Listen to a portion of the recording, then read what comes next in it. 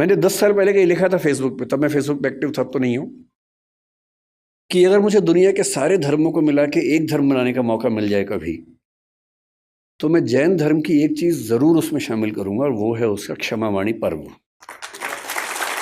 और वो इसलिए करूंगा कि बात आज की नहीं है, बात किसी भी दौर की है, आज की ज्यादा है। हम सब इतने व्यस्त हैं कि हम जिनसे जुड़े हैं, जो नजदीकी लोग हैं, दोस्त हैं, रिश्तेदार हैं, हमें पता भी नहीं चलता कब हमारे मुंह से कुछ ऐसा निकलता है कि उनको बुरा लग जाता है।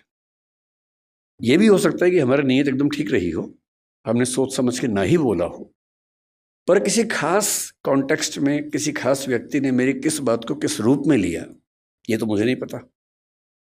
कई बार ऐसा होता है कि मैंने अपनी ओर से कुछ गलत नहीं किया, पर सामने वाला मुझसे नाराज है, मुंह फुला के बैठा है, मुझे पता भी नहीं है। पता हो तो मैं उससे माफी मांग भी लूं, मुझे पता ही नहीं है। वो कहेगा भी नहीं, उसका भी गुरूर है, सम्मान है, आत्मसम्मान है, कैसे कहे, कैसे खुद याद दिलाए कि तुमने एक बार ऐसा कह दिया था तो मैं नाराज हूं। तो जब मैंने सुना कि मेरे मेरे बहुत सारे दोस्त जैन परिवारों से आते हैं, उनमें से एक ने 8-10 साल पहले जब मुझे पहली बार व्हाट्सएप पे भेजा मिच्छामी दुक्कड़म, तो मुझे लगा पता नहीं क्या स्पेलिंग मिस्टेक तो नहीं, क्या लिखा है। और उसके आगे लिखा उसने कि यदि पिछले 1 साल में मुझसे कोई भूल हुई हो, त्रुटि हुई हो, तो मैं उसके लिए माफ़ी चाहता हूँ। मुझे लगा क्या हो गया इसको, सब तो ठीक ही था। तो क्योंकि मेरा बड़ा अच्छा दोस्त है, मैंने कहा जाओ माफ़ किया। कोई बात नहीं। फिर मैंने उससे पूछा, मैंने कहा क्या मामला क्या है, तब उसने बताया। मैंने जैन फिलोसफी पढ़ी हुई थी, पर ये संयोग से फिलोसफी के हिस्से में नहीं था, पाठ्यक्रम में, किताबों में नहीं था। तो जब मैंने सुना कि साल में एक ऐसा दिन है जब आपको बिना किसी वजह के माफ़ी मांग लेनी है, कि शायद कोई गलती हुई हो, नहीं भी हुई तो हम एज्यूम कर लेते हैं कि गलती हुई होगी, और मुझे माफ़ कर दो भाई। मुझे लगा कि किसी समाज के रिश्तों को इंटैक्ट रखने के लिए, बनाए रखने के लिए, ये कितना सुंदर त्योहार है। उस चीज़ की माफ़ी जो शायद मुझे याद भी नहीं।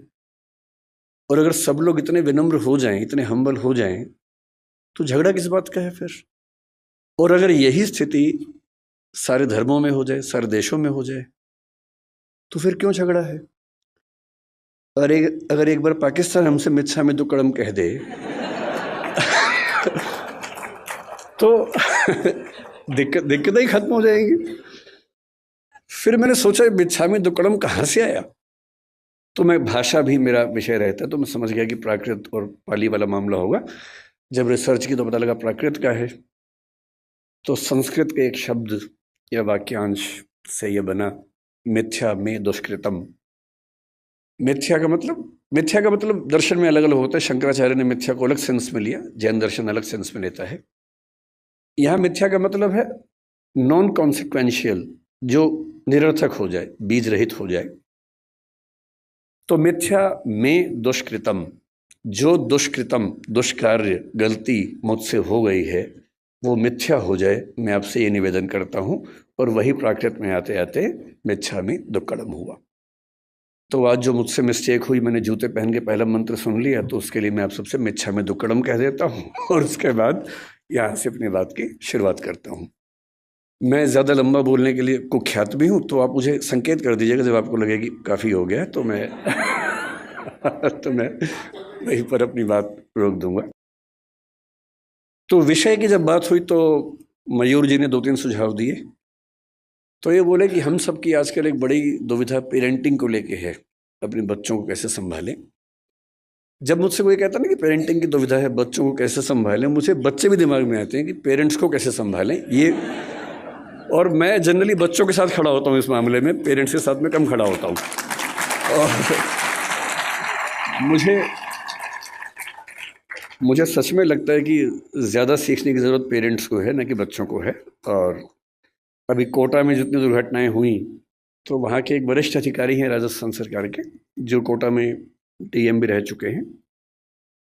उन्होंने मुझे फ़ोन किया कि मैं चाहता हूँ कि आप भी इस प्रक्रिया में हमारी हेल्प करें बच्चों के लिए। मैंने कहा जिस दिन कहेंगे मैं आ जाऊँगा, जो कहेंगे मैं कर दूंगा, आप बताइए क्या करना है। बोले कोटा में बहुत सारे बच्चे हैं, हम चाह रहे हैं कि उनसे आप बात करें। मैंने कहा एकदम आ जाऊँगा, लेकिन अगर आप मेरी सलाह माने तो उनके पेरेंट्स से बात करवाइए, क्योंकि दिक्कत बच्चों की नहीं है, ये दिक्कत पेरेंट्स की है।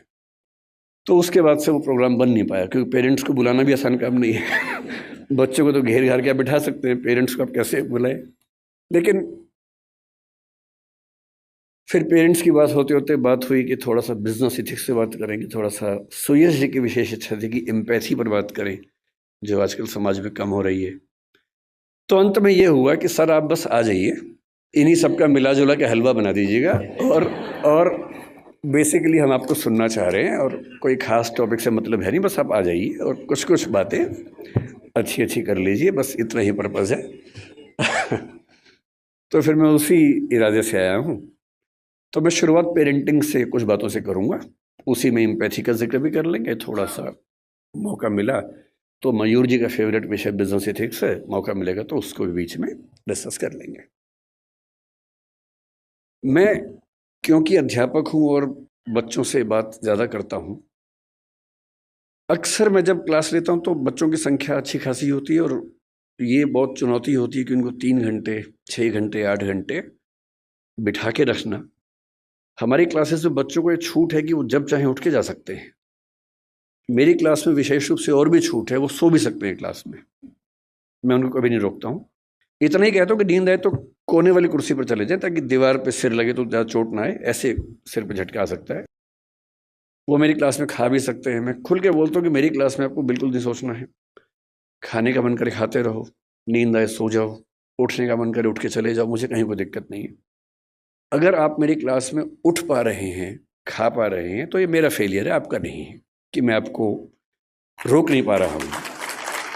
तो इसी बहाने मुझे फीडबैक भी मिलता रहता है कि मैं कैसा पढ़ा रहा हूँ। तो आप लोग अपना हरकतें करते रहिए और मैं अपना काम करता रहूँगा।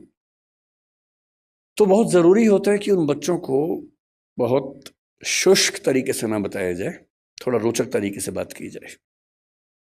रोचक तरीके से बात करने का एक ही तरीका है कि आप उनको कहानियों के माध्यम से बताएं, एग्जाम्पल्स के माध्यम से बताएं, एनेक्डोट्स इनको हम कहते हैं, घटनाओं के माध्यम से बताएं। और जैसे ही हम घटनाएं सुनते हैं, कहानियां सुनते हैं अपने आसपास की, तो हमें किसी चीज़ का महत्व और कॉन्सेप्ट दोनों समझ में आते हैं। मैं जहाँ से ये बात करना शुरू करना चाहता हूँ वो ये है कि पेरेंटिंग के नज़रिए से हमारा समय दुनिया के इतिहास का सबसे मुश्किल समय है। पेरेंटिंग हमेशा मुश्किल रही है। मेरी राय में इस दुनिया का सबसे मुश्किल काम माँ होना है, बाकी सारे काम आसान हैं। माँ बन के अपने बच्चे को पालना इतना मुश्किल काम है। मतलब बाप लोग जाते हैं, बिजनेस करते हैं, पैसा कमाते हैं, सब कुछ करते हैं, बड़ी बात है, वो भी छोटी बात तो नहीं है। लेकिन उससे ज़्यादा मुश्किल है एक छोटे बच्चे के साथ 24 घंटे गुजारना, बिना क्रोधित हुए गुजारना, उसकी हर तरह की जिद, हर तरह की छटपटाहट, बेचैनी को झेलते हुए गुजारना, अपने जो करियर हो सकता था उसको दांव पे लगा के उसकी ज़िंदगी को संवारना। एक छोटा बच्चा एक स्टार्टअप जैसा होता है, क्योंकि जैन समुदाय है इसलिए मैं ऐसी भाषा ज़्यादा बोल रहा हूँ। एक स्टार्टअप जैसा है, आप उसमें 15, 17, 18 साल इन्वेस्ट करेंगे, बहुत सारी